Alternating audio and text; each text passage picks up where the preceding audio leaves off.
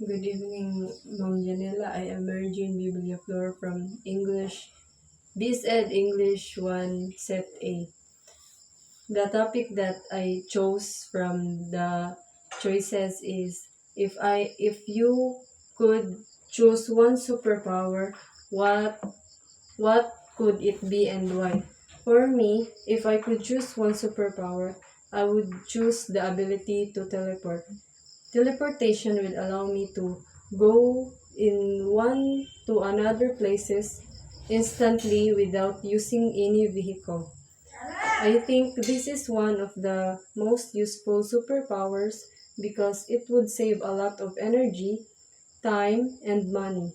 Instead of spending hours in traffic or waiting for transportation, I could arrive at my destination in just a second. With this power, I could visit my family and friends whatever I wanted. Even if they live far away, I would also have the opportunity to explore different countries, learn about new culture, and see famous landmarks around the world without worrying about expensive travel costs. Teleportation would also be very helpful during emergencies. If someone needed immediate help, I could quickly reach them and bring them to a safe place.